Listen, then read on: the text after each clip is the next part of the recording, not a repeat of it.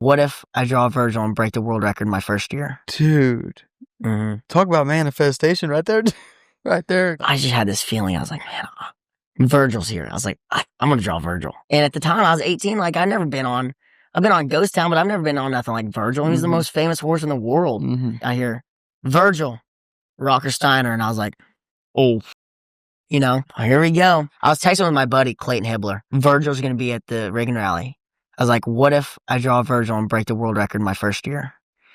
And I typed out the scores of, me and Virgil combined be 95 my first year. And he's like, do it. And after I rode, and they called out 95, I got back to my phone. He sent me the screenshot.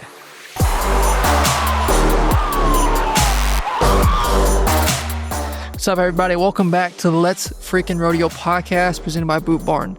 Today on the podcast, we got Wrangler Steiner, one of the most loved, one of the most hated cowboys in rodeo today. We talked to him about arrogance, we talked to him about confidence, we talked to him about hell on wheels, we talked to him about world championship aspirations, we talked to him about some of his heroes, life after rodeo. He's young, he's only 21 years old, but this guy has some just a lot of things going on. Very interesting guy. Glad we can finally get him on. We just want to say thank y'all for supporting. We're getting more into rough stock. We've heard your requests. We are documenting your requests. We're getting the feedback.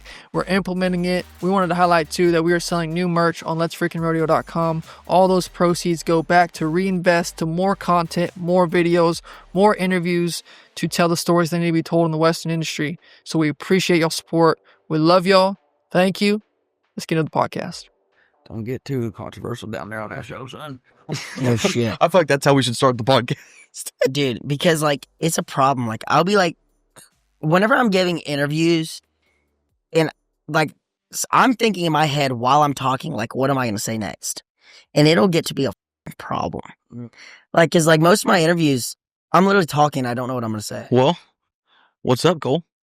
Welcome back to Let's Freakin Rodeo podcast. The top two most requested guests, you and Kai Hamilton, and it's going to be a back-to-back series. Most requested guests, thanks for coming on. Yeah, thank you guys for having me. Yeah. So the biggest thing in rodeo right now, I would say going on is Hell on Wheels. Tell me about how that was and how that came about, the experience. If there was anything that kind of surprised you about it, just tell me about that. Yeah, so the idea, it all started off, I wanted to rodeo in a Prevost bus.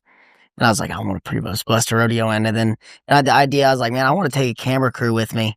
But in a camper, in a trucking camper, you can't take, two cameramen and then my traveling partner. So I was like, that wouldn't work. So I was like, what if we did both of them?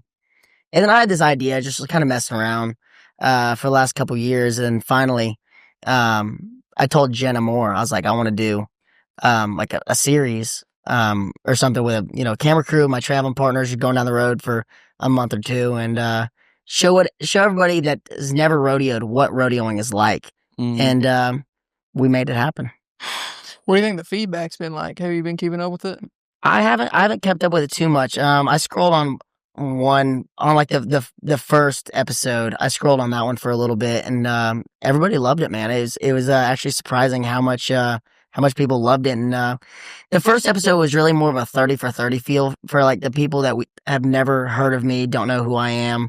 Because I knew there was going to be a lot of that. This is going to bring a lot of new eyes to the sport. And this Hell on Wheels would bring a lot of new eyes to the sport. So it was more just a catch up for everybody on my life. So it was more of a 30 for 30 feel than the episodes after that were really just rodeoing. But feedback seems great. Everybody loved it. My story's pretty crazy, so or at least my childhood, it seemed like for me at least. So what were you, world champion wakeboarder or something? Yeah. So whenever I was 3, from the time I was probably 2, I was wakeboarding between my dad's legs, and whenever I was 3, I got up on my own, and from then I just loved it. It was my favorite, going on the lake with my mom and dad, my granddad. It was really just my home away from home. So I found out about, sponsors and competitions whenever I was 8. So I was like, let's take this serious. I can get a sponsor. And, I got sponsored whenever I was 9 after I won Worlds and kind of just took off from there. It just never stopped really. What's harder, wakeboarding or riding bareback horses? Riding, man, wakeboarding's so hard, man. it's very underrated, in my opinion. A lot of people think that like when you crash, it's just like water, but I've never gotten bucked off and it hurt as bad as taking like a back or a front edge wakeboarding. Wakeboard crashes are gnarly, man. Oh yeah, really worse than getting bucked off on a bareback horse. Yeah, I mean, like obviously, like me like getting hung up or something is scarier. Or like, crashing into the panels, but I've never had a horse like flip over on me or anything like that. So like a 10-foot jump on a wakeboard. Yeah. So like I haven't experienced the worst of the worst in bareback wrecks. So I'm not saying like the worst of the worst and crashes by bareback horses are worse than the worst of wakeboarding. So but wakeboarding is pretty gnarly. Like, it's a lot gnarlier than what people think. What makes you so freaking good at riding bucking horses? I mean, Ty Murray's one of the greatest cowboys to ever live, undeniably, on the Mount Rushmore of all-around hands. And he said he don't think he's ever seen anybody that rides bareback horses better than you. Yeah, for one, that's probably the biggest compliment I've ever had in my life.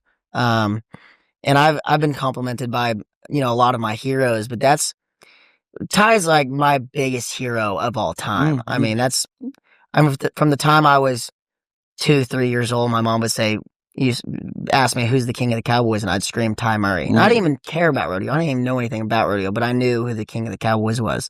So whenever I turned 13, he's always been my hero for the past 10 years at that time. So it was like, and that's another reason why I got started in bareback riding, is like I saw my hero standing in front of me, wanting to teach me how to learn, or trying to teach me how to ride bareback horses. Yeah, if you just told you to rope calves, you're roping calves. Exactly. Whatever so he it was said like, to do. I saw the opportunity and I took it pretty much, of who was there to help me. And so for him to give me that compliment, I really worked every day to impress him. Because my granddad has always said, like, work every day trying to impress one person or two people, or whenever you're riding, find a girl in the stands and try to impress her. Every day, try to impress somebody. And really, Ty and my granddad were always the two guys that I was trying to impress the most every day. Wow. So for him to give me that compliment was a huge deal. What does that do for your confidence right here? I mean, coming into the finals, everyone knows you have a huge lead. Everyone knows that you're the favorite to win the world title.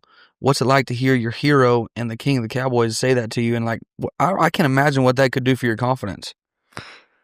Yeah, I mean, I've always been a very confident person, but to hear it from your hero it's just a new feeling. That's like a new feeling unlocked. It was almost, I've always known that Ty was proud of me. He's always told me he's proud of me from the time, I've started and I sucked. He told me he was proud of me, and so it wasn't like finally I had my heroes proud of me. I've always known that Ty is proud of me, but for him to say that what he did is like, it's hard for me to even talk about it.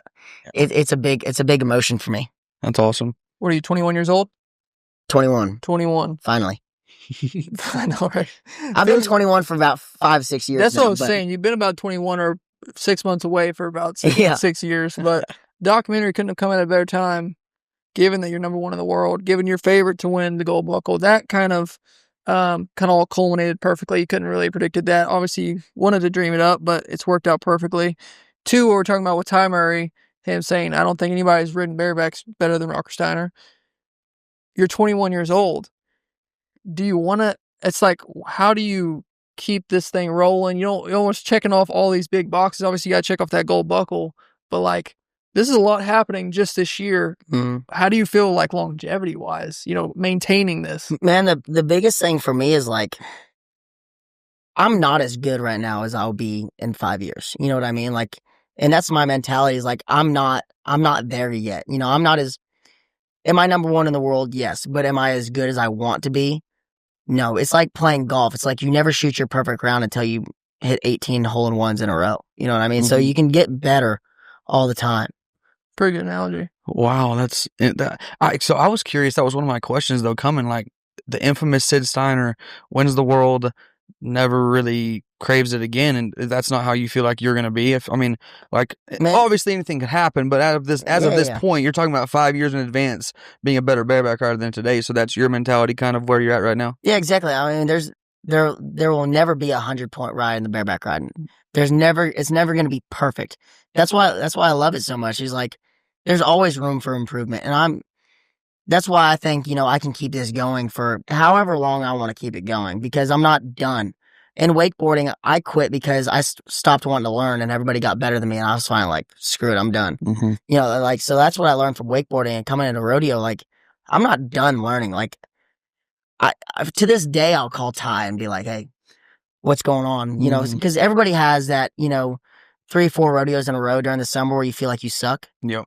I mean, it's just, it happens. Or 34. Yeah, it happens to everybody. So, like, I'll call Ty in those moments and be like, hey, what's going on? And he'll give me his advice. So there's always room for improvement. You know what I mean? So I'm not done. I'm going to win the world this year, and then, we're going to go get some more. But the thing with my dad and my granddad is they were in such different points in their life.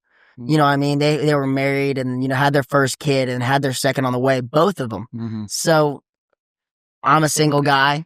I don't have any kids that I know of. So I mean, I feel like I'm going to keep this thing going. I mean, there's no reason for me to stop. I love this game more than anything in the world, so I think I'm going to keep this thing going for a while. You ever had those conversations with your dad, like the what ifs? What if you kept going? Mm-mm. Y'all have never talked about it. Like, he did a walk-off world championship, and you've never been like, Dad, well, what if you kept going? How many could you have won? No, because you got to think, like, whenever Dad won the world, I was born the next year. So it was like, my dad was around, so like, I would love to say my dad, was a 6 or 7-time world champion, like, I know he could have, like, dad was the greatest bulldogger, and, but I would love to say that, but I love to say more that my dad was my coach in every sport I ever played. Mm-hmm. So that's a big part. I mean, if he kept rodeoing, would I be the same? So, he gave up a lot for his family. Dude, one of the coolest, most badass things I think about your family is, it's obvious you don't give a crap what people think about you, but also you just honestly down to earth good people. I've never heard anybody actually say something bad about a Steiner that knows them. Yeah. Everybody from your mom to your dad, any Steiner there is, man. So that was really the main thing with Hell on Wheels, man. Like, it's hard to be loved by all your friends and all your family, and then people are shitting on you because they don't know you. Mm-hmm. And so that was like a big thing with me on Hell on Wheels is, I was always the guy that's like, man, I don't really want anybody to know me. I want people to think that I'm this guy that they've made up in their head. And I was the guy that, I don't know, I just didn't want anybody, I didn't want to let anybody in on my life that, wasn't in my circle. And finally I just said, I had enough with it. I'm done hiding. Yeah. Let's show everybody who I really am. And that's really what Hell on Wheels was about. So let me ask you this. How do you balance the line between arrogance and confidence? Man, nothing I do is planned. You know what I mean? Like, I'm not in the WWE. And no shade on WWE. That was a comment in some of the comments, WWE, yeah, whatever. I didn't read that one, but I'm not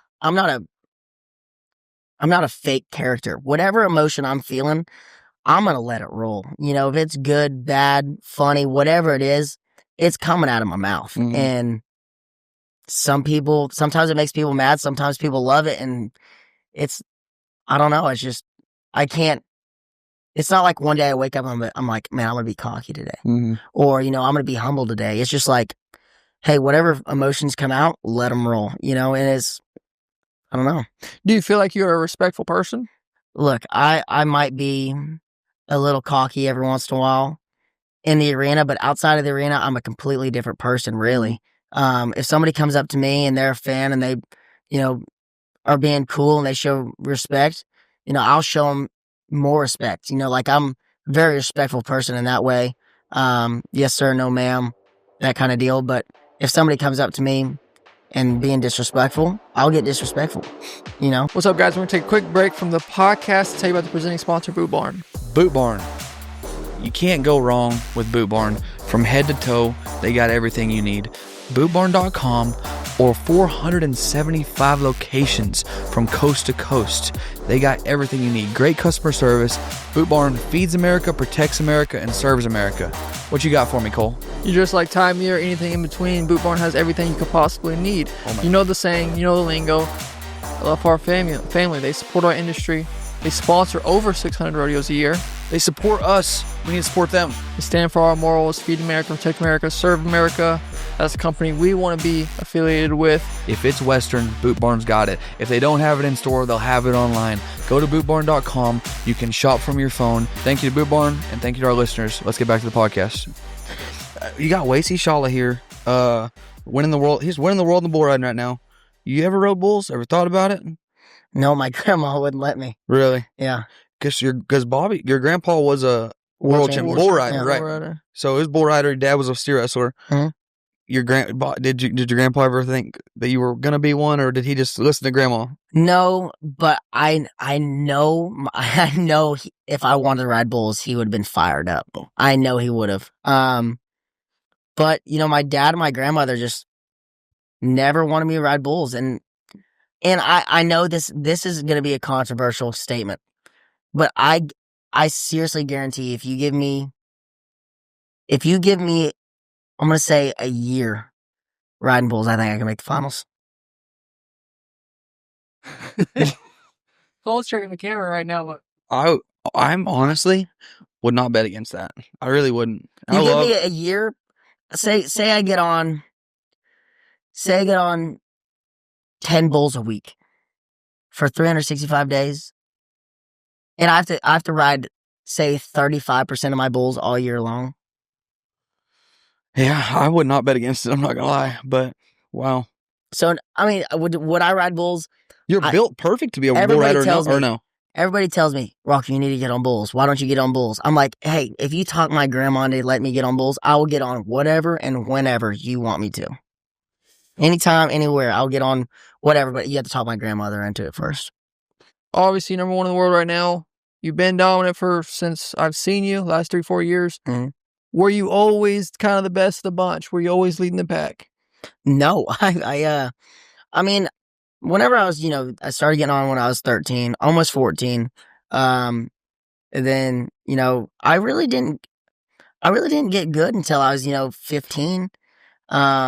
And I was just all right when I was 15, you know what I mean? But whenever I turned 16 and I started having, Leighton Berry and Cole Reiner and everybody around living with me at the time, that's whenever I picked up my game, Mm-hmm. Because I had guys around me all the time that were making NFR and, going to rodeos and winning. And so that was whenever I really picked it up. But also whenever I was 16, that's finally whenever I matured and got my first armpit hair, you know what I mean? Mm-hmm. So no, I really didn't just start off being the best of the best. Whenever I turned 18, really, I mean, I went to Des Moines and I rode good, and I went to Laurel, Mississippi, and I got bucked off. And then I went to Lafayette and won second. And then after that, it was Ghost Town and Denver, which I won Odessa on Ghost Town, and I went to Denver and won. And after that, it was just kind of just seemed like it just took off from there. Yeah. It was never because right before I went to my first pro rodeo, it was I was good, and then as soon as I started rodeoing and winning, it just I just got better. Mm-hmm. Have you ever felt pressure living up to a world champion last name? No, I don't think I've ever felt pressure. The only time I've ever felt pressure was in the 10th round of last year. That was a lot of pressure. Explain it. Unpack it. So the 9th round we were all pretty head to head. It was me, Dean, and Bradley in the 9th round, and then I think we all tied. We all tied that night, and it was it's coming down to the 10th round, and that's what everybody dreams Dream of, scenario. And we get drawn. I get Stevie Nicks, and everything else goes up and blows up, and jumps high and kicks over their head, and then I have Stevie Nicks, which is fast, and I was man, fired up to have Stevie Nicks, but I was we kind of got to be on our A game, and then stuff happened, and I rode, and I think I just sent it a little too hard, but I wouldn't, if I had to do it over again, I'd do it the exact same way. I mean, my ride, I sent it literally as hard as humanly possible to try to win that, and it just didn't work out for me, I guess. Yeah. When you say sent it, is that a exploding your feet, spurring the neck, trying to tear the horse's neck off? It was literally just like, it was like the most wild I've been in a long time.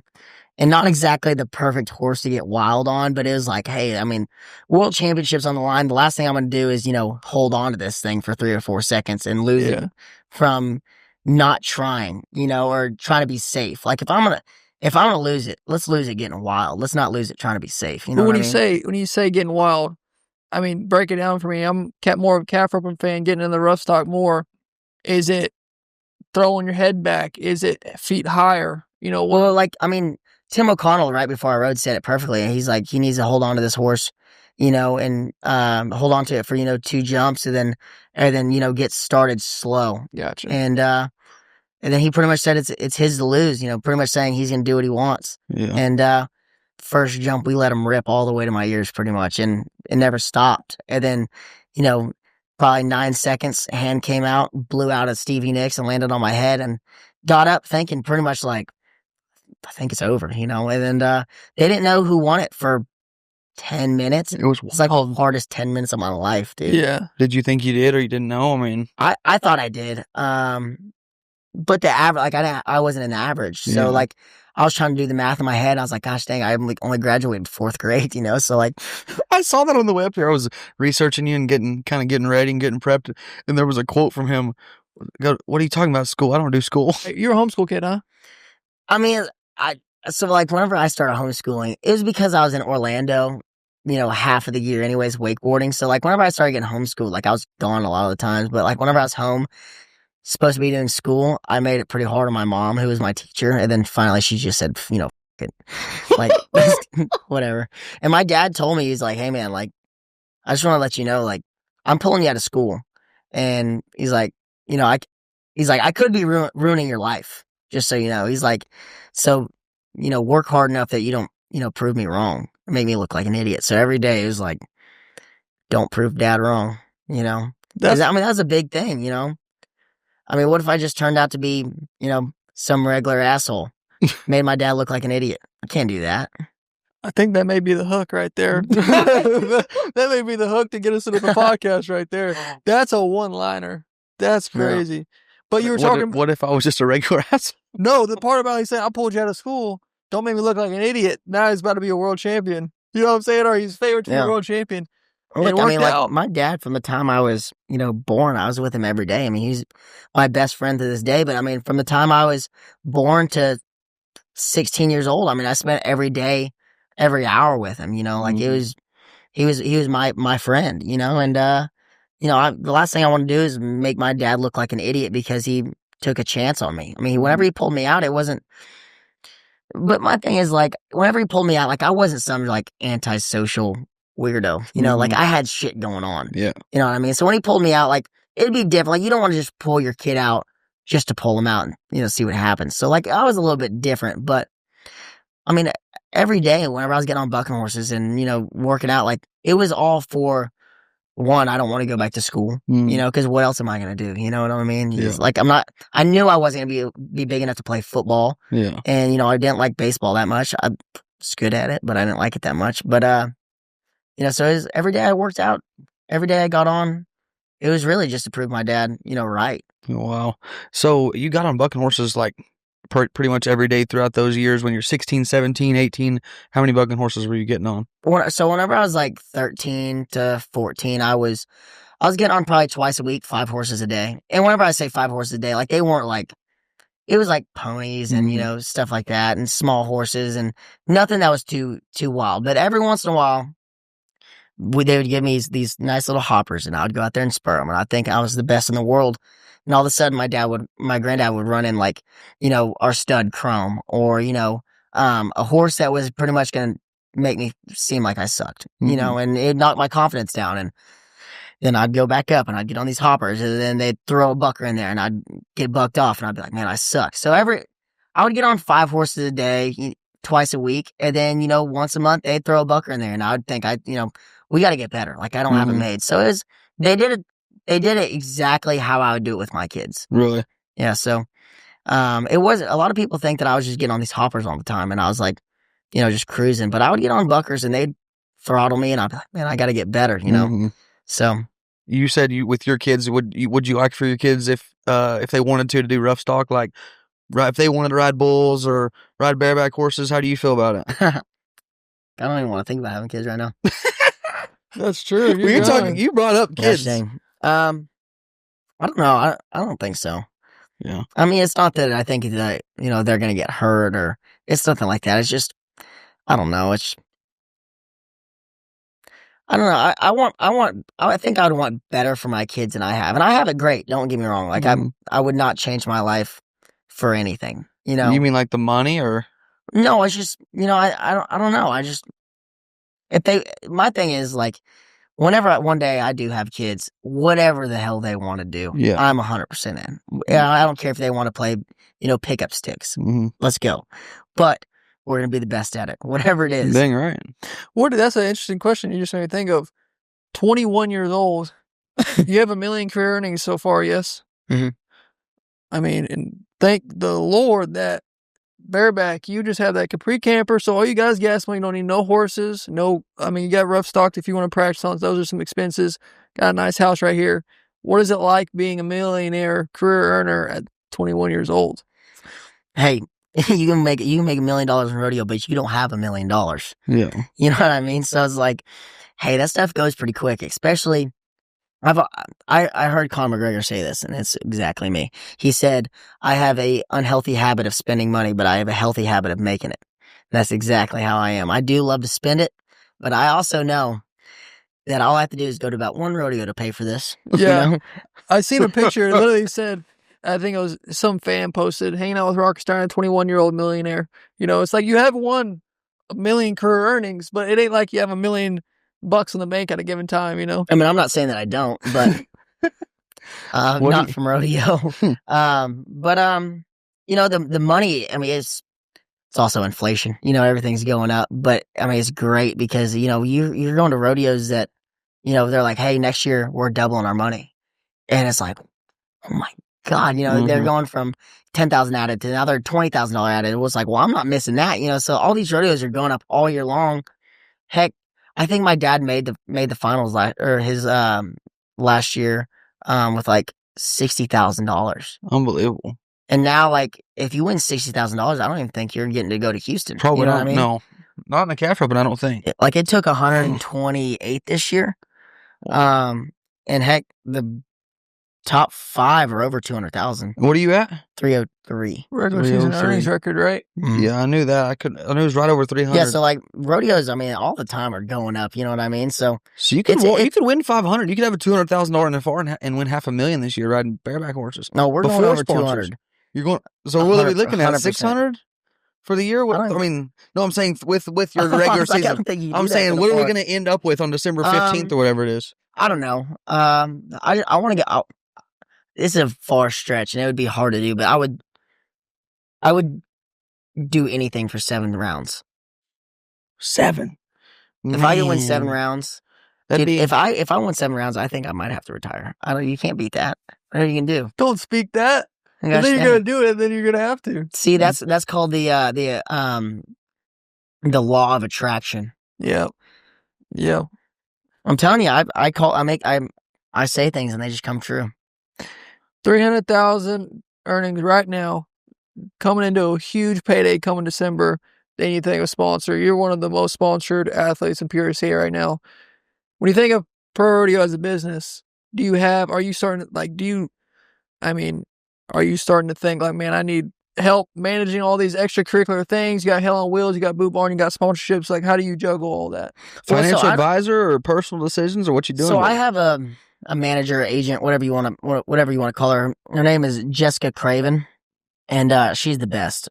She found me. It's actually a crazy story how she found me. But right after I went to Houston my first year, she called me up, and it actually started. There's this guy named Johnny Steig, and he was a wake surfer, and we'd go up whenever I was with Malibu. We'd go up to North Carolina and do this photo shoot, and I got to know him. We were good friends. We'd hang out for 2 weeks doing these photo shoots, and I leave wakeboarding. Whenever I left wakeboarding, it was like I was gone. Pretty much exactly what my dad and granddad did. There was no more. I never went back, and however many years later, right after Houston, he, texted me. He was like, "Hey man, like this girl I went to high school with, she's an agent out of Nashville. She wants to talk to you about, she has a deal for you with Boot Barn." And I was just thinking like it's probably some stupid deal, like he's just, whatever. Well, I get on the phone with her and she's telling me about it, and I'm freshly 18, I'm whatever. And she was like, "Well, like, what do you want?" I was like, "I don't know." And she threw out a number, and I was like, You try to play it yes. cool. Yeah. Yeah, I was like, yes. I mean, that'll work. And so, like, after that, Jessica big never deal. left my side. We're, great friends. My whole family's friends with her. And she was really the first one that, approached me, and she took a shot on me and never left me. And I've never left her either. So that's really who juggles all my stuff around with, Hell on Wheels and whatever I have going. Even if there's some like drunk guy in the bar that's like, "My little fuel rig needs a patch on a guy," I just send him her way, and she kind of gets mad at me for that. But well, it helps. You don't got to be the bad guy. I mean, well, exactly. So I mean, it's hard because like when you're talking to brands, you don't want to be the cocky guy that's like, "I'm worth this much," and it's.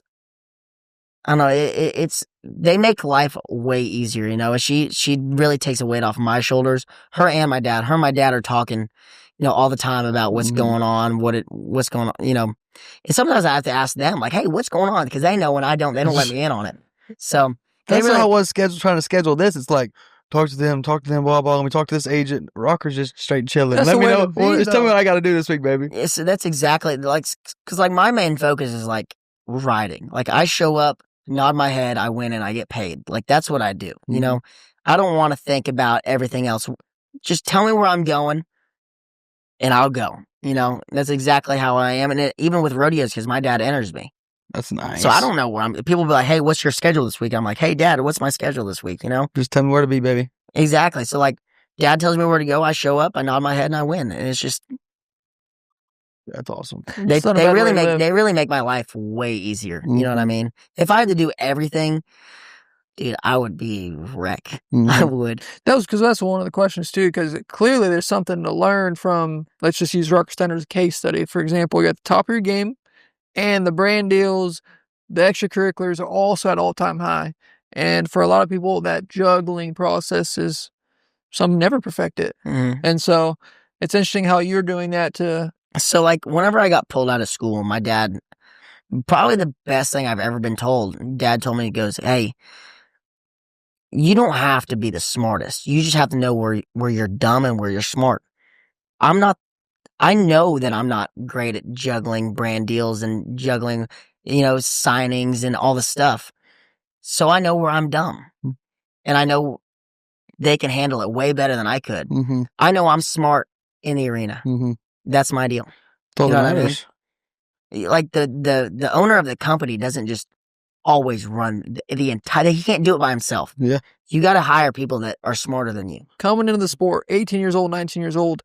At the time, I think right now Bareback is probably maybe not youngest ever, but it's getting younger. You got a lot of young guys, got a lot of guys your age. But when you came in, a lot of veterans, a lot of older guys. That's very true.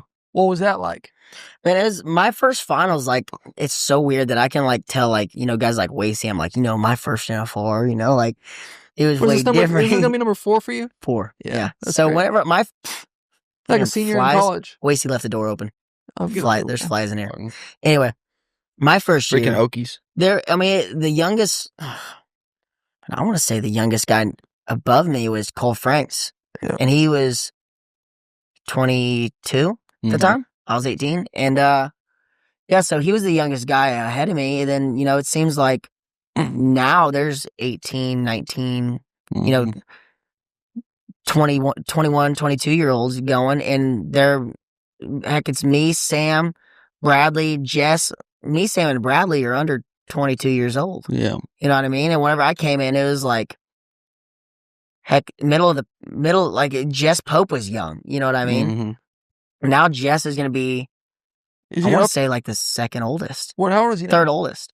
I can't remember how old is he. Is he upper 20s? I want to say he's like 26, 27 maybe. He might get mad at me for saying that. I don't know how old he is. Yeah, he's around there somewhere. Anyway, but yeah, it was definitely weird because it seemed like like there's always been, a very young calf roper, a very young team roper, or, seemed like bulldogging and bareback riding, there's not that many young guys making the NFR. And so whenever I made the NFR, it was like this huge, deal that an 18-year-old made the finals in bareback riding. And then now it just seems like it's, another 18-year-old hasn't made it, but, there's like Weston was 19 last year. Sam, and then, there's a bunch of young guys that are, going crazy right now. Cooper Cook, Keenan.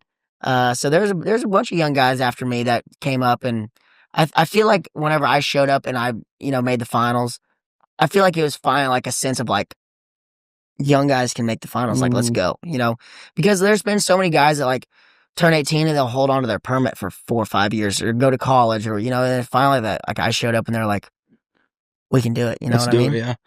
What, have you ever had like an arch nemesis, not an arch nemesis, but has there ever been anybody in the bareback ride and you're like, man, I better step it up because that guy's good enough. You know what I'm saying? Man, I've always known that there's great bareback riders all around me, and, I don't think about anybody else. You know what I mean? So like my job is to show up and ride. And whenever I ride, I'm going to try to go win. You know what I mean? So, if somebody's 90 before me, I'm thinking in my head, like, now we got to go be 91, So it's not like I'm ever scared of anybody, but I've always known that there's great bareback riders, around me. And so whenever I show up, I'm just going to win. It's not, I need to beat this guy or I need to beat that guy. It's just ride and win. I don't worry about anybody else really. Random off the wall question. I was reading the comment and it said, I've been around rodeo. This is the quote. I've been around rodeo my entire life. Rode bulls and broncs 9 years. Now I gotta tell you, that deal at the NFR got blown way out of proportion. And that guy he hit deserved it. Did you hit a guy at the NFR? I don't think I've ever hit anybody at the NFR. I read that comment. I was like, did he get enough support? See, that's like one of those, allegedly. Like, tell me you know nothing. Allegedly. Yeah, tell me you know nothing about rodeo without telling me you know nothing about rodeo. That's like one of those deals. It's like, I've never hit anybody at the NFR. You know what I mean? Have I done some stupid stuff after the 10th round? Of course. Yeah. Like everybody else does. He's definitely talking about Reno. Is he so? Yeah. But same state, whatever. Anyways. Same state. Yeah, whatever. But what do you think you've done for the sport of rodeo? I mean, I have my opinion. I'm just curious what you think about that. Man, it's a hard question. I don't know. I think I've definitely brought a lot of new people to the sport. I don't know. I don't want to just throw out everything I think I've done. I seem like an asshole. Well, I think all I was saying was you brought a lot of new eyes and new energy and new feel, to the sport of rodeo, because there's a lot of people that could get the Western crowd and the Western fan base excited, but all the people that are such huge fans of you that came in probably weren't going to be impressed by Jess Pope, the Cowboy way, ride and go out of the arena, you know what I'm saying? So it's just the different energy that you brought to the sport. My thing is, like, everybody has their fan base, you know what I mean? Like, Jess Pope, Cowboy. The ranch guys love Jess Pope because they relate to him, you know what I mean? And you're a fan of whoever you relate to. Yes. In every sport. That's why whenever I watch, like, a Michael Jordan documentary, like, he'll like say things of like how he used to think, and I'm like, man, I think that, and so like you become more of a fan of somebody when you can relate to him. That's why the ranchers that love Jess Pope so much can't relate to me. Yeah. So they don't like me as much as they like Jess Pope. You know what I mean? So I think there's a lot of people that relate to me that, don't relate to Jess, and that's why they're my fans, but also Jess's fans. It's the same way, you know what I mean? Vice versa. So everybody has their fan base, you know what I'm saying? So my fan base might just be a little bit more West Coast, a little bit more, of like the motocross, NASCAR, that kind of thing, because I'm fast, I'm wild, and people relate to me sometimes. And, Jess has the whole, he has like the old Cowboy fan base, which is great, so we're just completely different. Yeah, for sure. Ty Murray was before his time. What you do, what kind of Ty Murray did back in the day, there was a clip that said, said some probably buckle ceremony of some sorts. He goes, people say that I'm arguably the best cowboy to ever live. And I want him to take out arguably. You know, like that's a bold thing to say. Ty Murray, whoa, we love Ty. When Rocker does something like that, hey, screw Rocker. But he did the same thing you do. Yeah, but you got to think, like, also when Ty said that, like, there was no social media. You know what I mean? Like, not everybody that had an opinion could, like, comment on it. And, you know, like, and if Ty or JB Mooney or Jim Sharp's whole life was on, you know, documentary, it'd be different. You know what I mean? So, like, those guys were pretty wild. So it's just funny to me when they're like, you know, he's not like them old cowboys, or, you know, he's not like so-and-so. I'm like, if you knew what so-and-so did. Do you like, do you get hate in person too? Like, I mean, because I've seen all the comments everybody has, the internet stuff, but in person, do people, are they disrespectful, or what do they like when they see you? No, I'm sure I would love to know the number of how many people I've talked to that, like, hated me before I met them. But, like, I've had so many people come up to me and, like, be like, man, you know, my nephew is a fan. Can I get an autograph? I'm like, yeah, man, you know, do my deal. And they're like, man, like, I thought you were going to be an asshole. Yeah. And I'm like, I'm not. You just read Facebook comments too much, I think. Well, there was one lady, though, you said. Oh, yeah. That was the one time anybody was ever. And it was like one of those deals where she was like, can I get a picture? And I was like, oh, yeah, of course. And then, like, while I was taking pictures, she was like talking shit.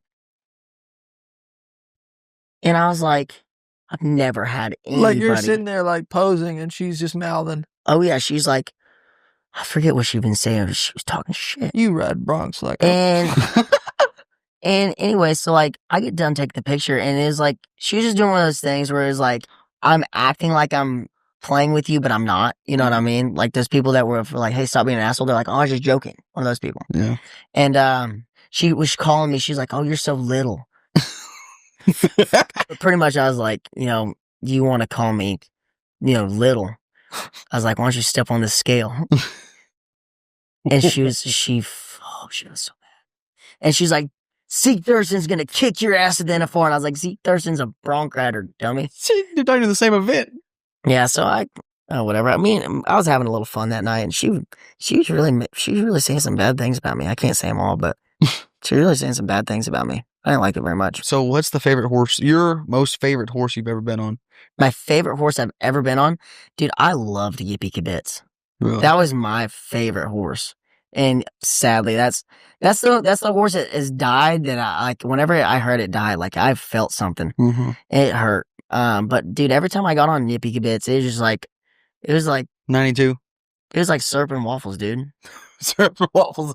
You just went together. No, it was like the perfect match. I mean, he'd just come out there and just make a little left and jump up in the air and kick over his head, and I'd just be going crazy, you know. And every time I stepped off, it was in the 90s, and I won Calgary on it, I won Fort Worth on it, and that's the only 2 times I ever got on it, but that was my favorite.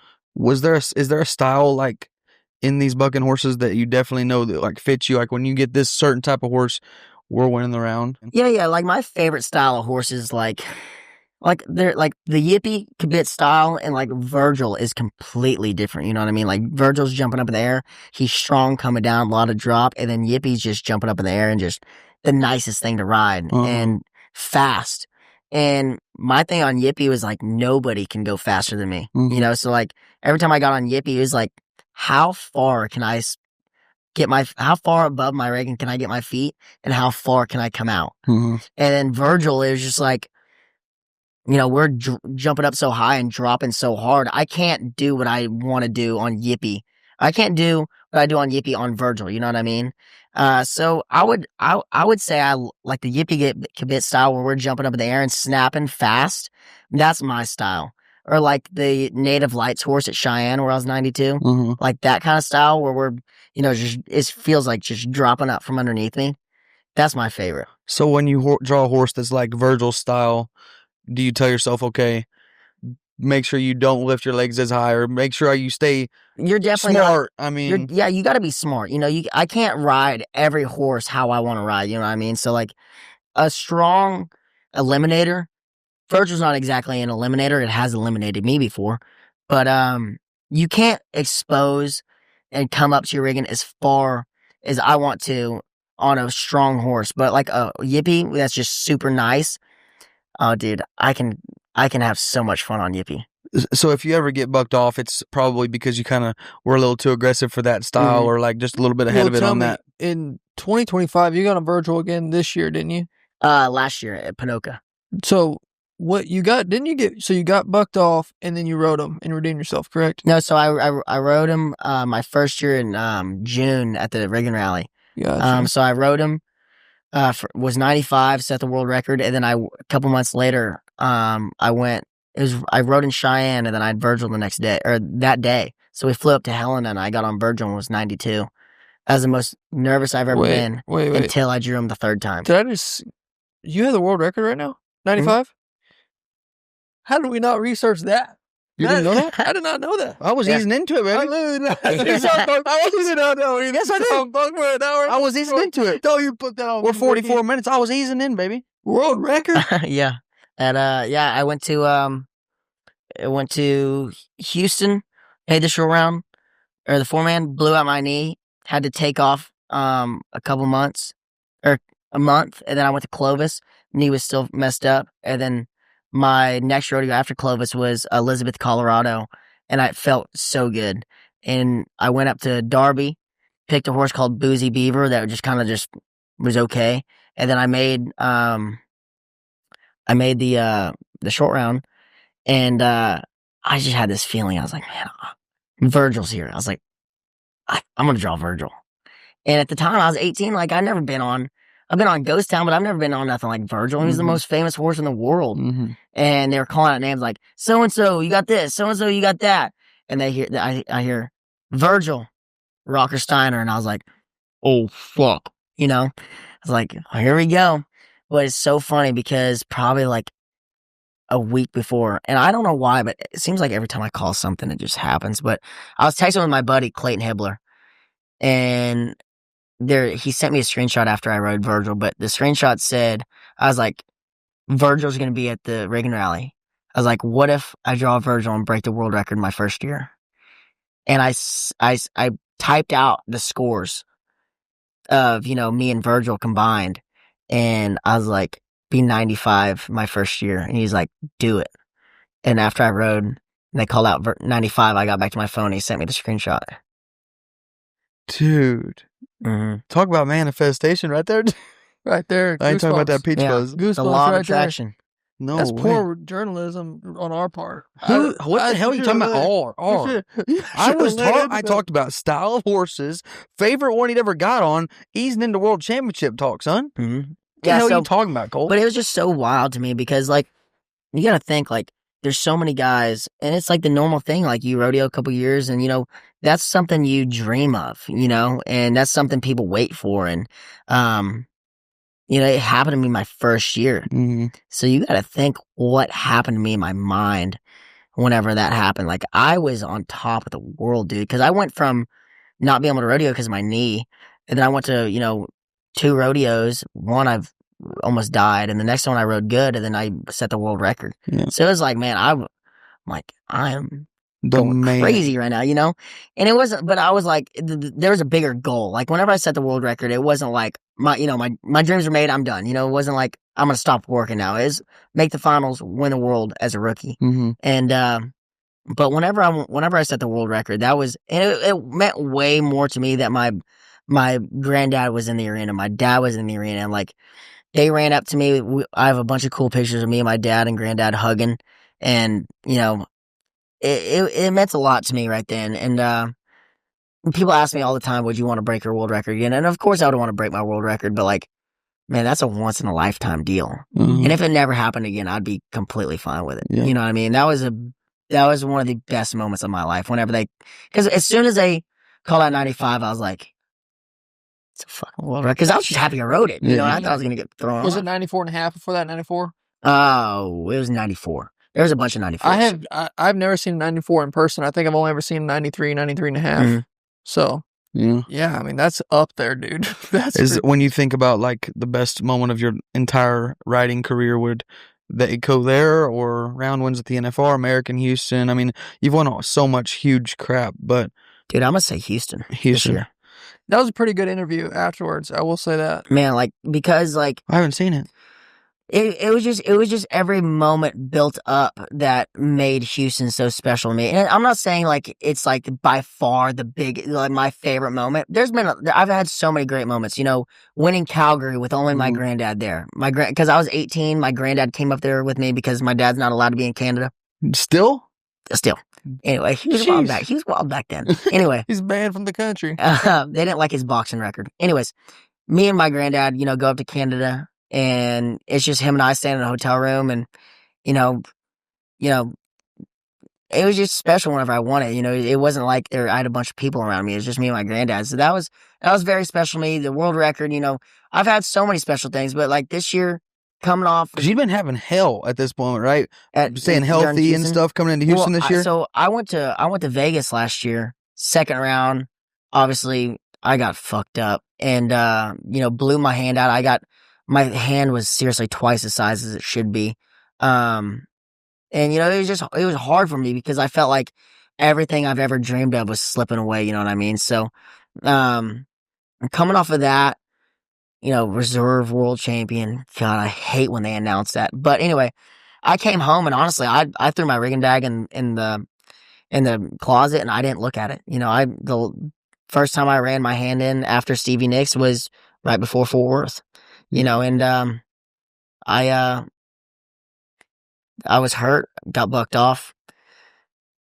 I was in a bad spot, dude. I like just mentally. No, dude, I couldn't look at my rigging. I didn't get fired up thinking about Fort Worth. I didn't get fired up thinking about. You're just thinking I was so close. Oh, dude, I was in a bad spot, man. Like I didn't leave this room. Yeah, I would go outside and I'd take off driving in my truck to town, not even needing anything.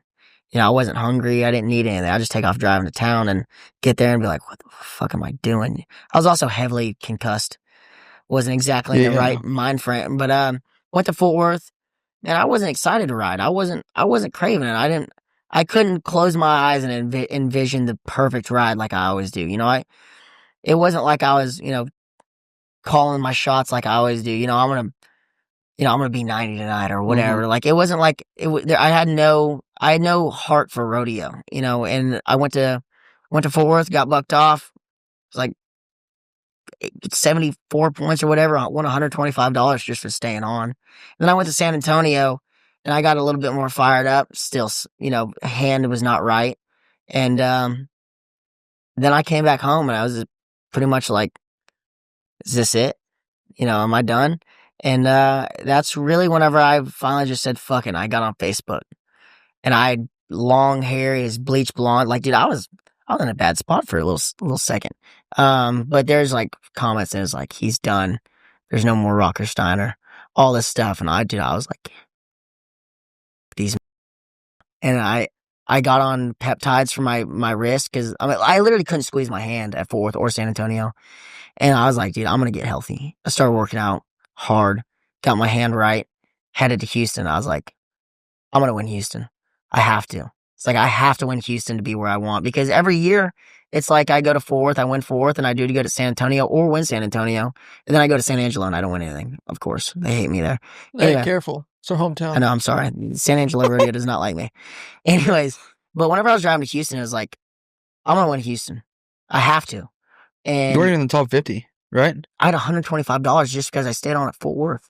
He wasn't even in the top 50. No, it was bad, dude. I was in a bad spot. But pretty much I pulled into Houston and rode. Felt great. And then second round, I rode really good on a very known horse and was like 81, didn't win anything. And dude, I was so mad. I was like, man, like I called my granddad. I was like, hey man, like, here's what's going on. If I don't win this thing, I'm not going to rodeo this year. I was like, I'm not going to be the guy that's going to, you know, 100 rodeos just trying to make it. I was like, I can't do it. I'd rather just take the year off and go next year. And I got on a horse called God, I can't think of his name, but it's so badass. And I won the round, and that's when I was like, I got it. And then I made the finals, and I won Houston. And that was really as soon as I knew I won Houston, I knew something this year was going to go my way. Which I thought listening to the interview, Rocker Steiner, he's known for fiery, quick-witted, snapping off, doing something like that's gonna get clicks. You know, that's that's your persona. That interview though was like, I mean, it was just different because it was like a breath of fresh air. You're like, that was really the first time. I wouldn't say the first time, but that was the biggest. Like, that was the most grateful I've ever been for a win. You know what I mean? Because like, I've been losing all year, and like, I just came off of winning second in the world, and then I lost after that, and then heading to Houston is like, really, like, this is make or break for me. And then, you know, I won Houston, and it was really the most grateful I've ever been for a win, just because it was like, wow, thank you. You know, and I left, and then I got to thinking about, there's always the talk of, well, if he didn't win Houston, he wouldn't have made the finals, or if he didn't win Houston, thing ever. If he didn't win Houston, he wouldn't have won the world, or, you know, there's always that. And I was like, it was right then where I was like, I'm going to make sure I do it, even if I didn't have Houston. So whenever I was rodeoing, I was like, we got to get a lead so big that even if they took Houston away from me, that like, they can't say nothing. You know, so I feel like that's a common theme. Happened with Riley and happened with you and stuff. People should quit motivating badass people that win Houston by saying that. Just shut your mouth and say congratulations. Whenever you get so much hate, you almost know what people are going to hate on you about before it even happens. Yeah. You know, so like, my main thing this year was like, I'm not going to let anybody say anything about Houston this year, because I mean, if you take $65,000 away from me, I'm still up. Yeah. You know, everybody else was entered up in that rodeo, and they wanted that 65 G's just as bad. Hey, 35 for a second would have been nice too. I mean, everyone wants it. Hey, it would have been. I would have done anything for a $1,500 check at that time. I feel that. I've been there. But it was at Houston in the 4-man. Everybody's like, "Hey, Rocker, you got Agent Links." They win Houston on Agent Links every year, and Bradley at the time had like $70-something thousand won already, something crazy. And like, Bradley, you have a Blasting Sand, which is another great horse of Calgary's. But then we get our riggings pulled, and they come up and they're like, y'all switch. And I'm like, what are you talking about, y'all switch? They're like, no, you have Blasting Sand and Bradley has Agent. I'm like, no. That's they not try how to pull it on you right when you're getting your rigging on. We switch. I put my rigging on Blasting Sand. No way. And I was like, hey man, I won the semifinals. I was like, did I win semifinals? I don't know. Anyway, however it works, I knew I had Agent Links. I was like, no, I have Agent Links. I was like, if they say so, I put my rigging on Blasting Sand, and Bradley's like, dude, I know you have Agent Links. And then Cole Reiner takes off, and he's like telling the guys like what's going on. Well, then we had to switch our riggings back. So they got it right. So we pulled 2 or 3 times. Really? Yeah, it was bad. So who do you have pull your rope? Your dad? I believe, forget who. I probably like Cole. It's different all the time. I think Cole Frank's pull my rigging. You get different people all the time, though. It's just whoever's there. Yeah. What's it like when having your dad do it? I mean, I know that's just stuff for you. It's probably just another thing, but he's so nervous. I'm like, hey, calm down. He gets tight. He gets nervous because I'm like, I'm not that nervous behind there. You know, like, I don't know. I'm jumping around. I'm cracking jokes. I'm really not too worried about it because as soon as I get in the rig and the shoot, I snap into it. You know, let's go. But behind the shoots, I don't want to think about it. I wouldn't say that. I am thinking about it, but I don't want to talk about it. Yeah. You know what I mean? Like, if somebody's in my ear telling me like, hey, this horse is bad in here, so get out. Like, I'm listening to all that. But like, as soon as we leave, like, it all goes out the window. Yeah. You know, like, I don't set a trap for any horse. I don't have a plan. It's the same plan every time. So, but Dad gets a little nervous, and when he's pulling my rigging, he's touching my rigging all the time. So, I'm just like, hey, calm down. I got this. I know Braden says that about me too. I get I'm like, fidgeting with the jerk line. I got this. I promise. Yeah. So, but it's great to have my dad back there. I love having him back there, and I've had people, say, my dad shouldn't be back there with me, and I need to leave by myself. And I'm like, dude, you would do anything to have your dad here. No doubt. Because the people have told me that their dad's not here with us anymore. Exactly. I'm like, dude, you would give anything to have your dad back. Yeah, for sure. So how are you getting ready right now? I mean, we're about a month. One more thing. It just came to me. A lot of things come to me in this podcast. You got knocked out round 1, 2, or 3. 2. he got, I can't believe it, knocked out cold for like, what, 5 seconds? Or do you remember that? It wasn't like I was, it wasn't like I was doing the spring chicken out there. You know, it went black. And then I woke up with everybody around me. It was one of those deals. But I got knocked out in the second round, and I got knocked out again in the 7th round. Yep.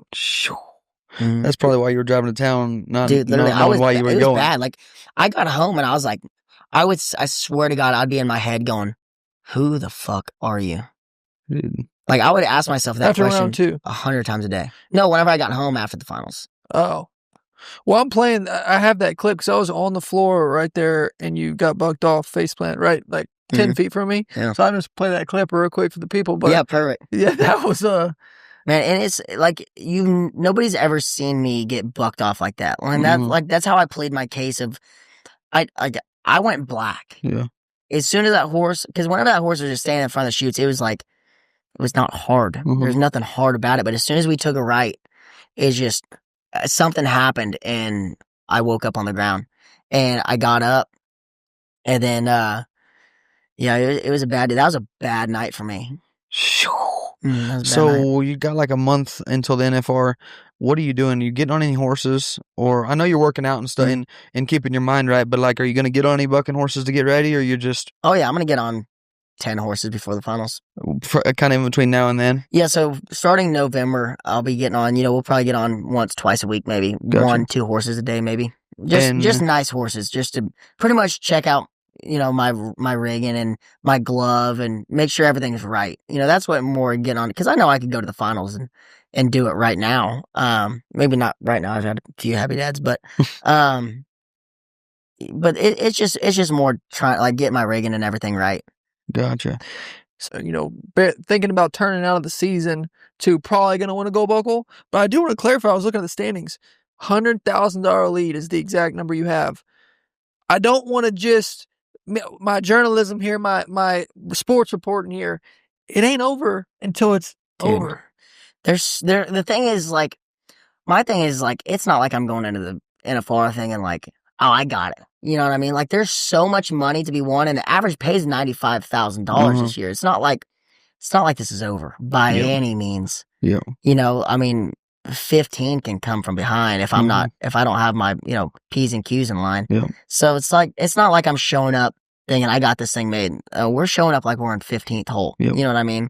And I'm going to ride like I'm in 15th the whole time. Try to go win 7 rounds, he said. That's what I was going to ask. You can't start coasting and thinking like, oh, $100,000 lead, let me maintain, No, I mean, like I said, there's so much money to be won there, and there's the Bareback Riders now it's the greatest bareback riding group the world has ever seen. Really? You know what I mean? And I'm not saying, guys in the past couldn't compete with us right now. I'm not saying that by any means, but this is the best 15 guys in total that can ride.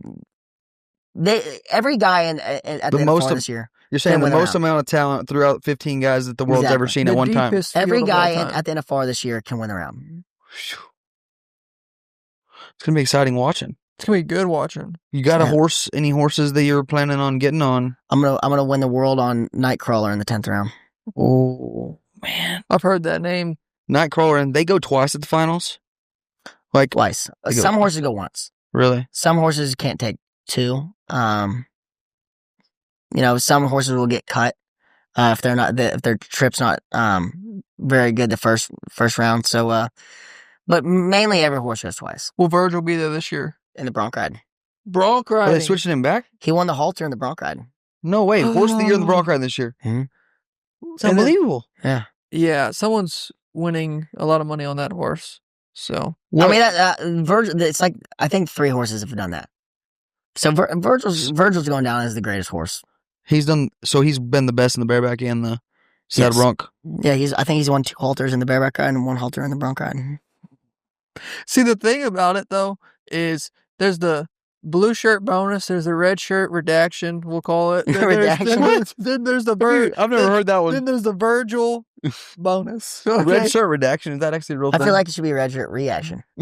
Red shirt reaction, whatever it is. There's Virgil is also part of that group. If he goes, it's an automatic 2.5 point bump because of the tail, because of the legend that is Virgil. Yeah, I can't believe he didn't win Horse of the Year the year I set the record on him. Yeah. Because they won Pinocchio on him that year, and they also won Calgary on him that year. So I think he should have, I think he has 2 right now. I think he should be 3-time bareback, but whatever.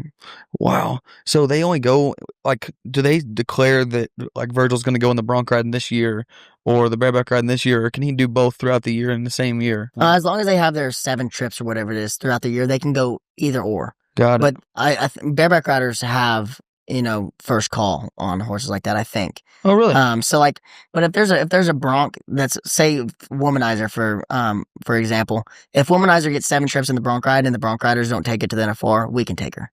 Got it. Huh. But a lot of times you don't take that chance. A lot of horses either like bareback riding better or the Bronc riding. It's very few that can go both ways like that. There's very few bisexual horses. Switch hitters. Yeah, switch hitters. The Virgil victory. Guaranteed if you get on that horse. You're winning the round. Nightcrawler in the 10th scary, round. Dude. Virgil's the most I would say Virgil's the most intimidating horse I've ever been on. Big, scary. I mean, you don't know what trip he's gonna have. He can have that trip where he just goes out there and hangs, or he can have the Pinocchio trip with me and I can kill you. Yeah, cover some ground. So you're getting on and you're like, I don't know what the hell he's gonna do. Are you gonna know every horse that's at the finals this year? Like, it'll be... No, there's a lot of horses that I don't know. And you watch a video or no? Whenever I draw, like as soon as I draw, if I don't know it, I'm gonna be hitting people up like, hey, what's this horse? Send me a video. So I'll be studying. But I'm gonna say there's 20, 30 horses that I don't know. Really? Job never changes. Ride the bull, win the prize. Ride the bareback, win the prize. Mm. But there's a lot of horses that, heck, I won 3 rounds or 2 or 3 rounds on horses that I didn't know. I didn't know Rich and Fancy, 1 round on that. I didn't know Risky Business of Stasis, 1 round on that. So there's every horse that's at the finals is supposed to be there. You know what I mean? This may be putting you on the spot a little bit, but is there, in your opinion, do you have a favorite contractor with the best horses? Is there a unanimous amongst everybody that, like, this is the number one? My thing is, like, with stock contractors, it's just like trucks or dirt bikes. Every company has great trucks or dirt bikes. Every company has shitty trucks and dirt bikes. You know, so every stock contractor has great horses and every stock contractor has shitty horses. You know what I mean? Yeah. So, I mean, it's hard to say, I would pick it is every great, they're the 5th and 10th round is like, they have like 8 horses out or something. Like, he has great horses. So it's hard not to dock him, but I don't have a favorite really. You know what I mean? So, like, I love the best of the best of the horses. Contractor doesn't matter. It's just the horse. It doesn't matter. I just care about the horse. You know what I mean? Like, obviously, there's stock contractors that I'm better friends with, and I love them, and I'll support them. But I love every great horse that everybody owns. If it's good enough for me to win the round at the finals, I love it. You know what I mean? I love that. It's not like if somebody has a great horse, I don't love the horse just because I don't like them. You know what I mean? You got like Birches, Powder River, Sankey, whatever. It'd be pretty neat to have a award deal where they actually numbered how many horses each contractor had, and they gave like a trophy.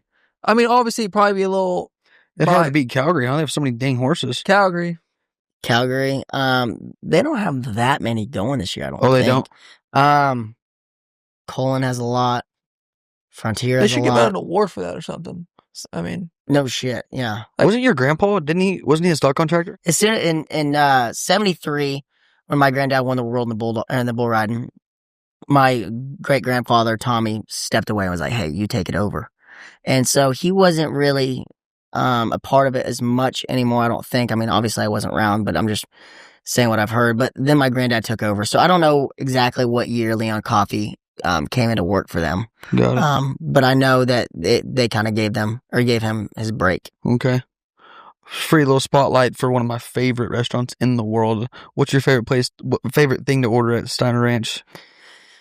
Dude, it's like, man, it's hard to beat the quail legs. Like, it's an appetizer, but dude, they're the best little fuckers you ever.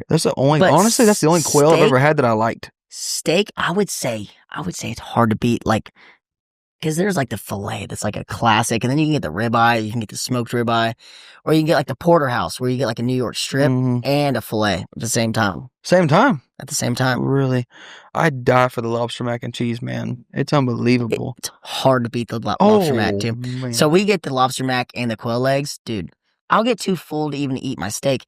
But then I eat my steak, and then... See, this is why I can't go there. Because I get the quail legs, lobster mac, steak, and then they're like, hey, you want bread pudding? I'm like, well, yeah, I want bread pudding. That's pudding. tough on a brother that's lactose intolerant. That lobster mac and cheese is good, but it ain't worth it, man. You know it's not worth it. No, it's cost analysis right there. Is it worth it? It's over here, dude. Eating a Whataburger. I would, if I was lactose intolerant, I'd put lobster mac and cheese in a blender and drink it. I don't care. You say that now. We're gonna talk about Hell on Wheels too. I mean, there might be a part 2. No way. I think part 2 would be the finals. But you never know. I mean, we'll see how it goes. But I'm just throwing a little teaser out there. There might be a part 2. Oh, okay. But yeah, the 4th episode's coming out. The 4th episode, I've watched it. It's probably my favorite episode so far. Really? Yeah, so Cheyenne, like I got a little injury, so I had to come home for a little bit, and I had a little fun back home. Oh, so and tell the people that's the one thing that people were hating on you for. Oh yeah, everybody's hating on me for this my little hand injury. It's not like I was like I ripped the skin off my hand and I was crying because it hurt.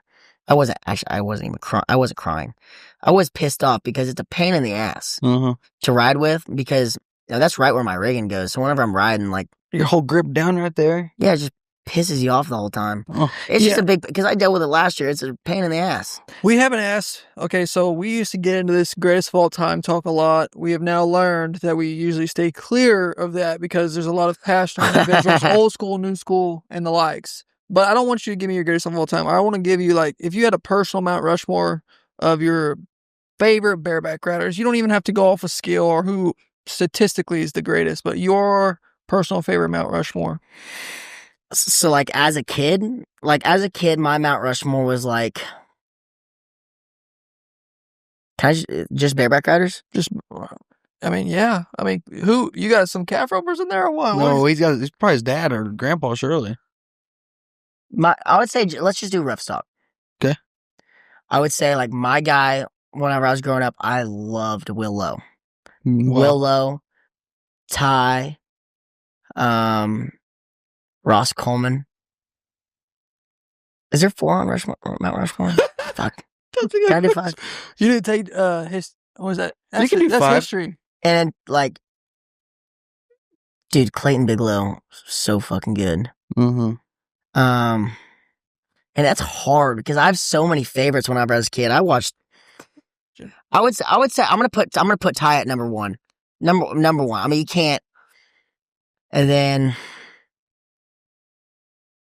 let's throw Will in number 2. I loved Will Lowe.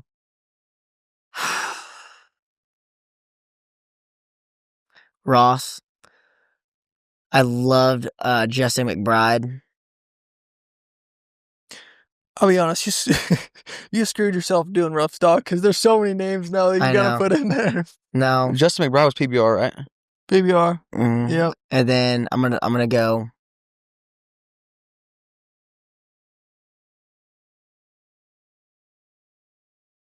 It's hard. I got one more. You got about 10 names you could pick. You have a 100% chance of being right. JB Mooney. I was about to say. You got to say it. Yep. I can't believe I didn't even think of him before. $7 million bull ride. Yeah. But I would say just bareback riding. You got to go.